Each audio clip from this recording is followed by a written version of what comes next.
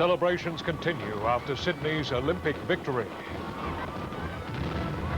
5 Australian soldiers killed in a Malaysian road accident. And Russia's secret diamond stash, enough to flood the market and send prices plummeting.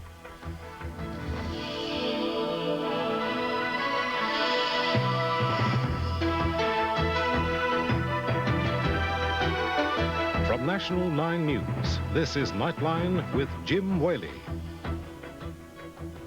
Good evening. Sydney is still basking in the glow tonight of the city's successful bid for the year 2000 Olympics.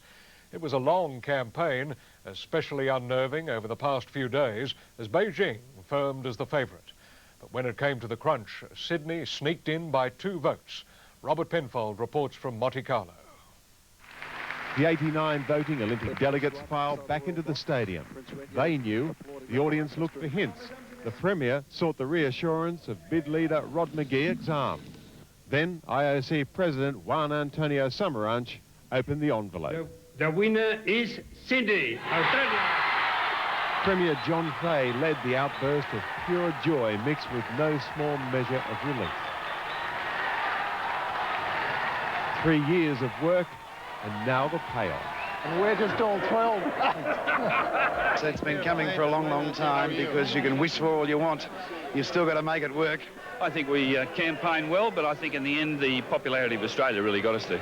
Sydney Lord Mayor Frank Sartor and Australian Olympic President John Coates were called up on stage to sign the Olympic bid document. It was the sweetest of victories for Prime Minister Keating, who now has a new vision of Australia at the turn of the century.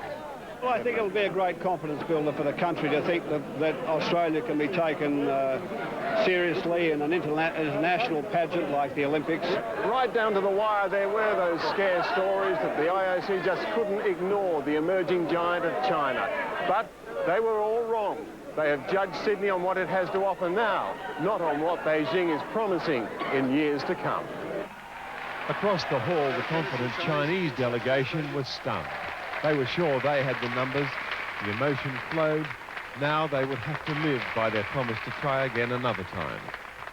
It was a reward at the end of a day that began with Sydney presenting its case one last time to IOC delegates.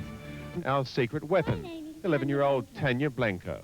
You may be asking why an 11-year-old girl is speaking to you today.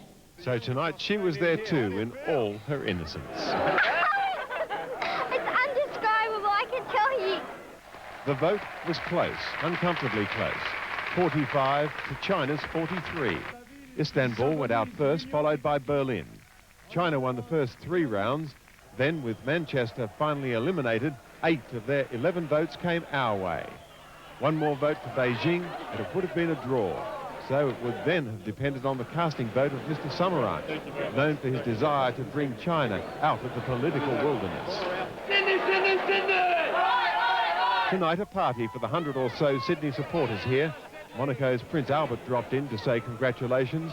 As the singing continued, plans were already underway to get the team back to Australia for the real party in Sydney, the world's newest Olympic city. When the decision was announced, Sydney cheered itself hoarse, then let its hair down. Mark Barlin reports on today's celebrations. It took just 1 word to convert this